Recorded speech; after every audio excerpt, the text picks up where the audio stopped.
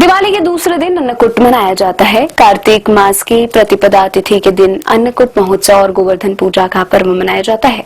अन्नकूट का अर्थ है अन्न का ढेर। आज के दिन योगेश्वर भगवान कृष्ण ने इंद्र का मार्गदर्शन करते हुए अपने वाम हस्त की कनिष्ठा उंगली के नख पर गोवर्धन पर्वत उठाकर इंद्र के कोप से वज्रवासियों की रक्षा की थी।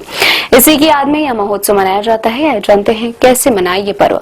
गोवर्धन पूजा की सामग्री: पूजा की थाली में रोली, चावल, बताशे, धूप, तेल का दीपक, कलश में जल, केसर, नैवेद्य, धूप, मिठाई, गंगा जल, पान, फूल, दही, शहद, फूलमाला, खीर आदि रखकर उसे गोवर्धन पर्वत के चित्र की पूजा करें।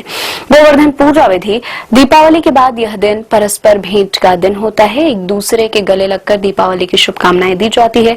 गृहिणियां मेहमानों का स्वागत करती हैं। लोग छोटे बड़े, अमीर गरीब का भेदभाव भूलकर आपस में मिलजुल कर यह त्योहार मनाते हैं। इस दिन परिवार, कुल खानदान के लोग एक जगह इकट्ठे होकर गोवर्धन और कृष्ण की पूजा करते हैं। पूजा के बाद भोजन करते हैं और शगुन स्वरूप जुआ भी खेलते हैं। इस दिन विभिन्न प्रकार के व्यंजन बनाकर गोवर्धन की पूजा की जाती है। प्रातःकाल भगवान कृष्ण का ऐसा चित्र जिसमें वे गोवर्धन पर्वत हाथ में धारण किए हो और खड़े हो अपने पूजा घर में लगाकर उसकी पूजा की जाती है। इस दिन सुबह उठकर स्नान करके दहलीज के बाहर गोबर से गोवर्धन की आकृति बनाकर उसके समीप विराजमान कृष्ण के सम्मुख गाय तथा ग्वाल, बालों की रोली, चावल, फूल, जल, मौली, दही तथा तेल का दीपक जलाकर पूजा और परिक्रमा की जाती है।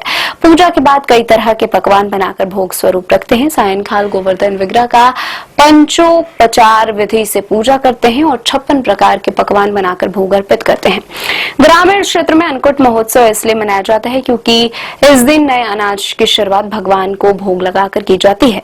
इस दिन गाय, बैल आदि पशुओं को स्नान करा के धूप, चंदन तथा फूल माला पहनाकर उनका पूजा किया जाता है और गौ माता को मिठाई खिलाकर उनकी आरती उतारते हैं तथा प्रदक्षिणा किया जाता है।